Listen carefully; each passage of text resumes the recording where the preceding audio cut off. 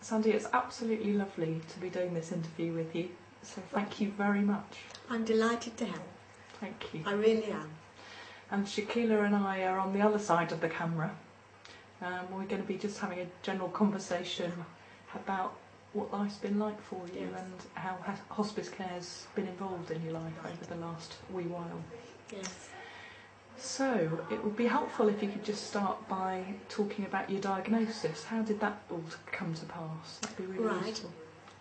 In September 2006, I was aware of muscle spasms in my right arm. Very insignificant, thought nothing of it. And over the next couple of months, I was aware that my right arm was getting weaker and weaker.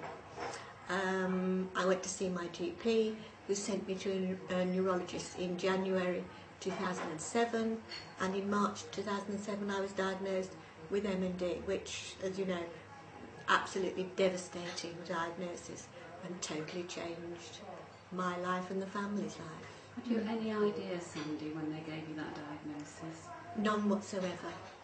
No. I had, in my mind, I thought the worst would be I possibly might have Parkinson's disease or something like that. I now know that my husband, Vic, had actually gone on the website and had seen that as a possible option. But in my heart of hearts, no, I never actually imagined it was MND. Mm. And how did you feel when you were told the diagnosis? Numb. Mm. I couldn't think straight. I felt unreal because here I was being given a diagnosis of a terminal illness and I didn't actually feel ill. Yeah. And the neurologist who we were seeing, who actually diagnosed it, was very blunt in the way he put it across, in the way that he described the subsequent symptoms, that I would have the deterioration of each of my muscles, my inability to speak, my inability to swallow. I would be fitted with a peg in my stomach, and the fact, of course, that there was no cure. The first thing I asked, of course, was how long have I got to live, which I fully appreciate is an impossible task, and of course he wouldn't be drawn on that. But when we left his room, my next appointment was in 3 months.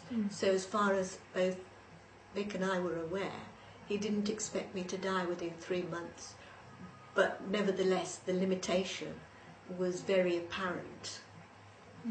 I subsequently, of course, met up with Cynthia Hopkins, and she was able to put it back into perspective, and the MND website gave us information. And I wish at the time that I was diagnosed, the neurologist could have been a little more generous with the information that he was given, in that, yes, of course, 50% of people do die within a year. The other 50% can live a number of years, 2.5 to 4 or 5 years. And not everybody gets every single symptom, because although it's a terminal disease, and yes, we know what's going to happen, everybody needs hope. Yeah. And although you can accept that it's terminal, you still need a little light to keep you going. Yeah. What's been your hope? What's kept you going? To begin with, I felt well, so I was able to continue doing as much as I possibly could.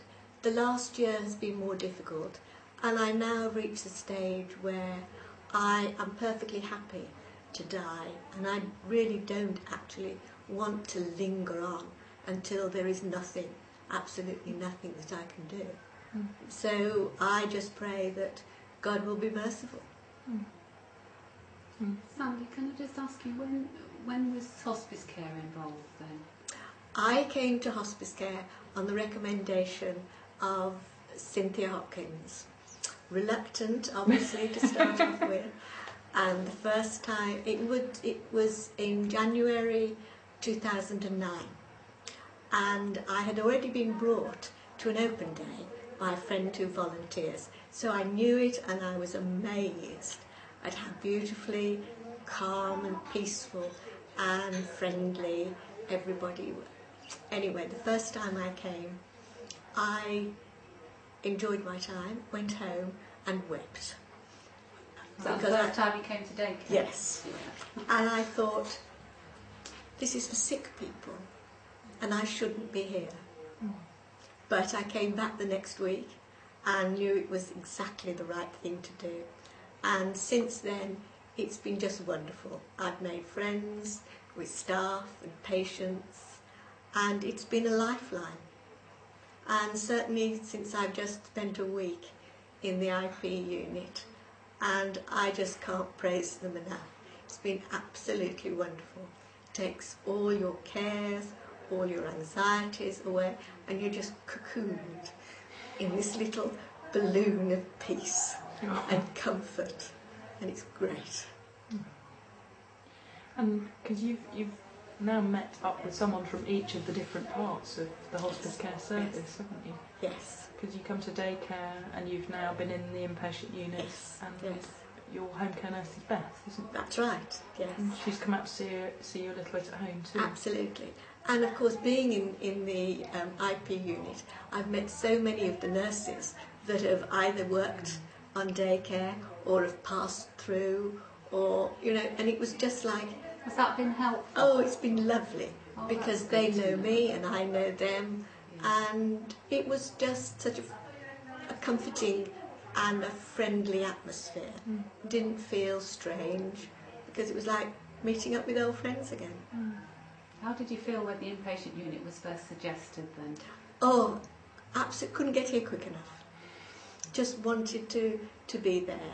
I felt no apprehension about coming whatsoever. I was just really happy to come.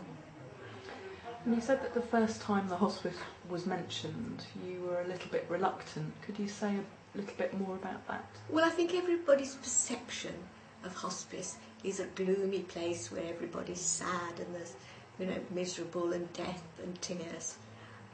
And it's nothing like that, of course. And I think that perception is such a shame, because if people come and actually see, it's a jolly place. We have a lot of laughs, a lot of giggles. We enjoy things. The food's great. And we have fun. And you meet up with other patients. And the thing about that is, we're all on the same journey. And we can say things to each other that perhaps you can't say to people close to you, because you don't want to hurt them and upset them.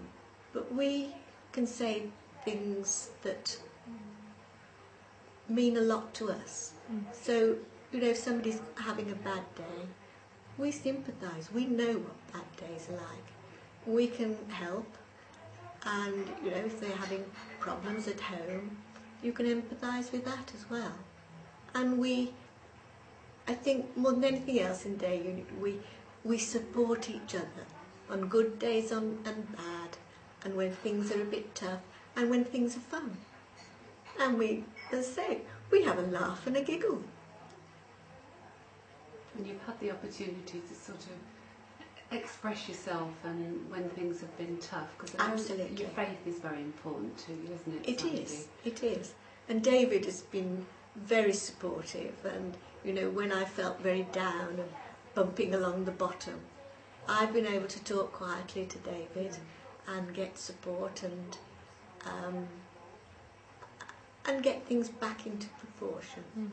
But I think also about daycare is the fact that sometimes there are little things that may be wrong with you, something you don't actually want to go to the doctors for, but if you've got a problem, you can talk to somebody in daycare and you know that they will sort it out.